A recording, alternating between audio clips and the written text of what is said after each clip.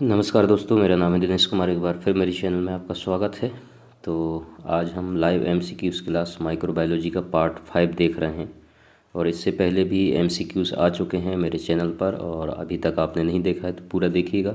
Group 5 के syllabus के recording हम लोग एमसीक्यूज़ कर रहे हैं, और उसके साथ साथ मेन चैनल जो मेरा है लैब टेक्नोलॉजिस्ट दिनेश, उसमें हम लाइव आकर के क्लासेस लेते हैं एमसीक्यूज़ का। और इसका पीडीएफ वगैरह अगर आपको चाहिए है तो dhurve942@gmail.com पर आप मेल कीजिए, आपको जो है सारा प्रोसेस बता दिया जाएगा। और ये एमसीक्यूज़ जो है इम्पोर्टेंट हैं, इसलिए मैं अलग से इस चैनल पर लेकर के बाकी टॉपिक लेकर के आता हूँ। तो इस चैनल को भी आप सब्सक्राइब करके रखिए, बेल आइकन दबा कर रखिए, और ताकि आपको नोटिफिकेशन मिलता रहे। तो चलिए हम इसमें देखते हैं। इम्पोर्टेंट जो सवाल हैं वो जल्दी से हम कवर करते हैं। सबसे पहला जो सवाल है इसमें, commonest cause of urinary track infection by. तो इसमें कॉमन कौन सा है जो यूरिनरी ट्रैक यूटीआई इन्फेक्शन जो है कॉज करता है, तो इसको यूटीआई भी शॉर्ट में बोलते हैं। ठीक है, तो आपको इसमें से बताना है इकोलाई है, स्यूडोमोनास है, ट्यूबरकुलोसिस है, पर्ट्यूसिस है। तो जल्दी से आप लोग आंसर कमेंट कर दीजिए, ताकि लाइव जो एमसीक्यूज़ का क्लासेस है और आपको आंसर अगर मालूम है तो आप बता सकते हैं। और इसका पीडीएफ जिन्होंने सब्सक्रिप्शन लिया है उनको पीडीएफ इसका मिल चुका है। आप लोगों ने आंसर कर दिया होगा, और आप लोग भी जल्दी से आप आंसर कर दीजिए लाइव कमेंट करके, और इसका आंसर क्या होगा। और इस तरीके के क्वेश्चन बहुत बनते हैं, इसलिए बहुत इंपॉर्टेंट चीज़ें हैं ये, आप अच्छे से पढ़िएगा।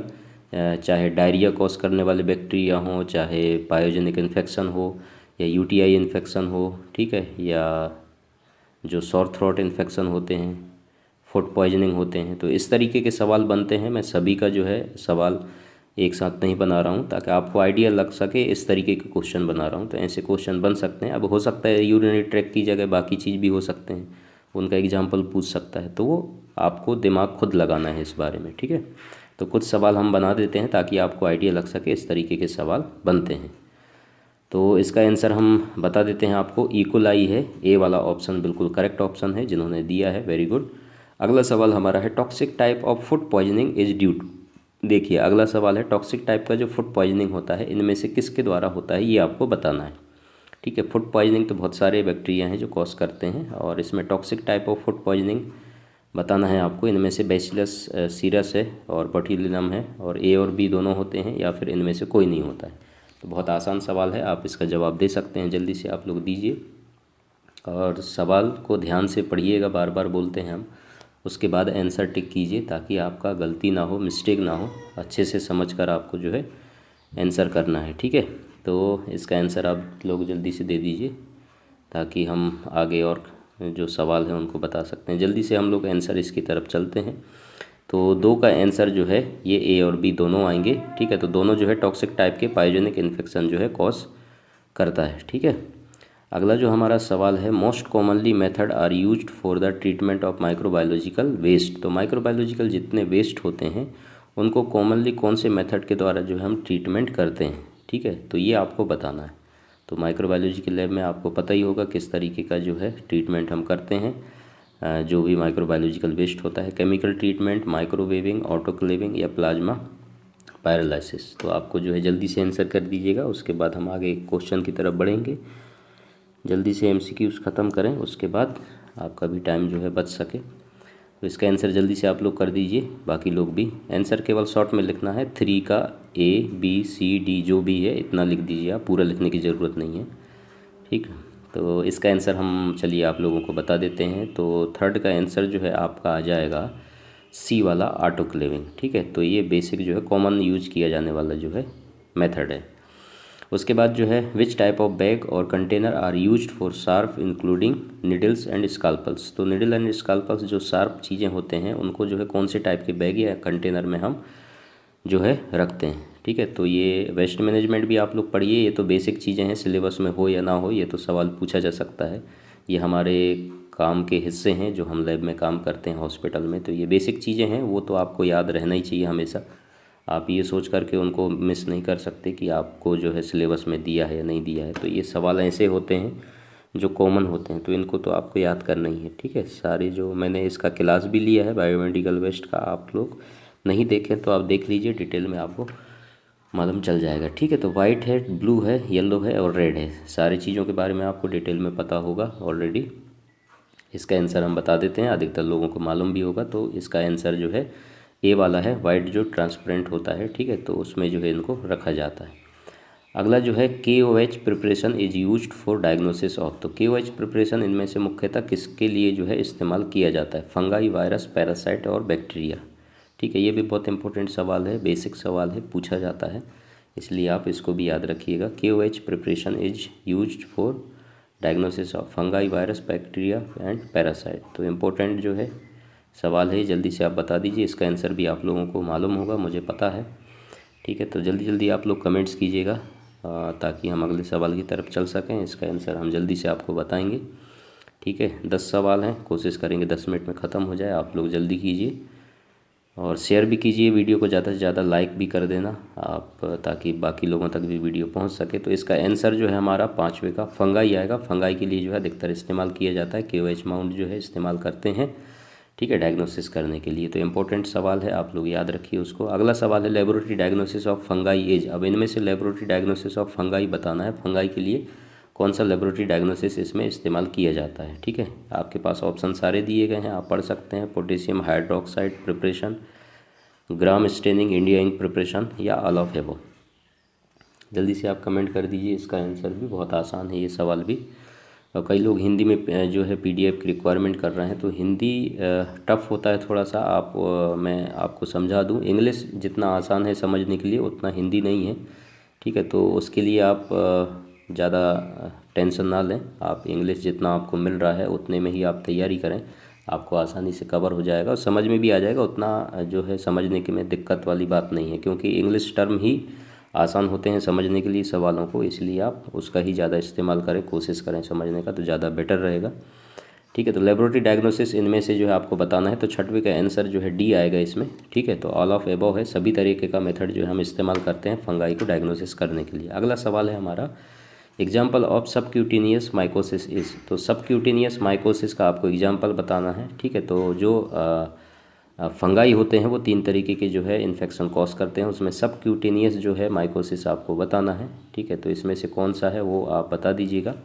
हिस्टोप्लाज्मोसिस है या माइसेटोमा है, ठीक है, या डर्मेटोफाइट्स है, या इनमें से सभी हैं, ये आपको बताना है। सबक्यूटेनियस इन्फेक्शन इसमें से कौन कॉज करेगा?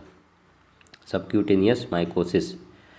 जल्दी से आप लोग आंसर कर दीजिए 7वें का। ठीक है, तो उसके बाद हम आंसर इसमें से आपको बता देंगे कौन सा है।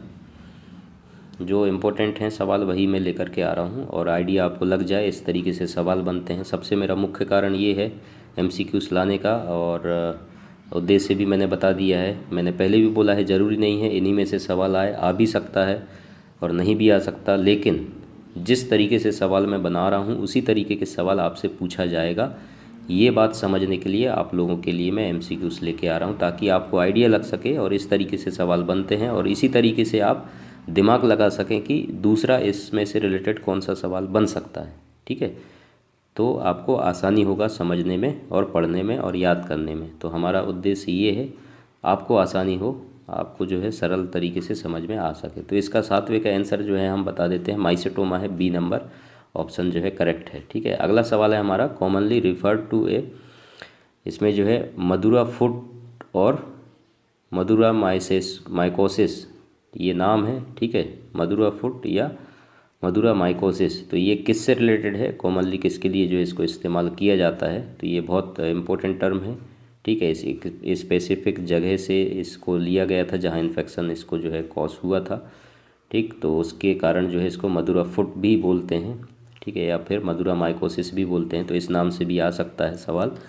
तो इनमें से किसके लिए इस्तेमाल किया जाता है ये आपको बताना है। हिस्टोप्लाज्मोसिस या स्पोरोट्राइकोसिस, माइसेटोमा या डर्मेटोफाइटस, इनमें से किसके लिए वो इस्तेमाल किया जाता है? इम्पोर्टेंट है, आप जल्दी से आंसर बता दीजिए, उसके बाद हम आपको आंसर बताते हैं। आंसर कमेंट कर दीजिए जल्दी से। क्वेश्चन पढ़ने का समय हम आपको 30 सेकेंड देते हैं, और 30 सेकेंड में आप क्वेश्चन पढ़कर समझकर और आंसर जो है जल्दी से कमेंट कर दीजिए, ताकि हम आगे बढ़ते हैं इसमें। और 8वें नंबर पे हैं हम, जल्दी से आप आंसर बता दीजिए इसको। आप पढ़ भी सकते हैं, आपके स्क्रीन पे सवाल दे रहा है, मैं भी आपको समझा के दे रहा हूँ।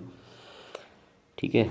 तो चलिए आंसर आपको हम बता देते हैं इसमें, और 8वें का आंसर जो है आपका माइसिटोमा आएगा। ठीक है, तो माइसिटोमा के लिए जो है इस्तेमाल करते हैं, तो आप वो याद रख सकते हैं। ठीक, अगला जो है कैप्सुलेटेड फंगाई एज। अब इसमें से कैप्सुलेटेड फंगाई आपको बताना है कौन सा है, 9वें नंबर का क्वेश्चन है।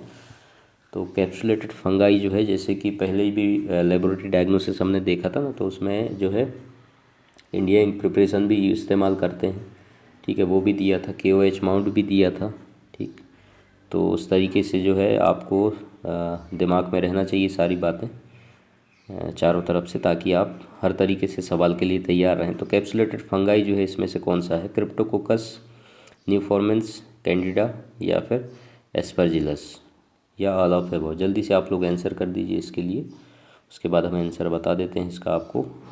9th का आंसर हम आपको बता रहे हैं। ठीक है, तो 9th नंबर का आंसर आपका क्रिप्टोकोकस न्यूफॉर्म्स आएगा। ठीक है, तो ए वाला ऑप्शन जो है बिल्कुल करेक्ट है। अगला सवाल है हमारा, which species of Candida is most responsible for human infection. तो जो कैंडिडा का जो स्पीसीज है उसमें से कौन सा जो आपका ह्यूमन में इन्फेक्शन कॉज करेगा। ठीक है, तो ये आपको बताना है, कैंडिडा का इनमें से कौन सा स्पीसीज है जो ह्यूमन इन्फेक्शन ज़्यादा कॉज करता है।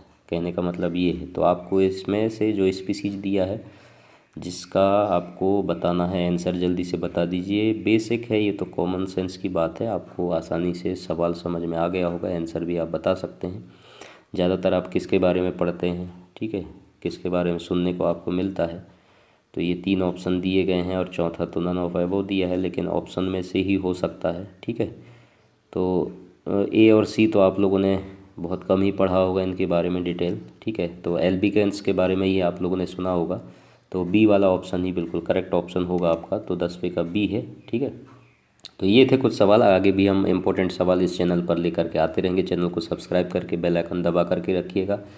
Thank you so much join करने के लिए। ज़्यादा से ज़्यादा शेयर ज़रूर कीजिए वीडियो को, लाइक करके जाना और कमेंट्स करके जाना, बता के जाना कैसा लगा आपको वीडियो। उसके बाद जो है हम और भी जो सवाल है आपके सिलेबस में से वो तैयारी करवाते रहेंगे, इंपॉर्टेंट MCQs लेकर के आते रहेंगे, और ख़ुद के बनाए हुए MCQs हैं, ताकि आप लोगों को समझ आ सके किस तरीके से सवाल बनाए जा सकते हैं। कहीं से कॉपी किया हुआ नहीं है, ताकि आप जो है, हम मेहनत करके आप लोगों के लिए इतना कोशिश कर रहे हैं ताकि आप भी खुद समझ सकें। ठीक है, थैंक यू सो मच, और अपना ख्याल रखिए। Bye bye.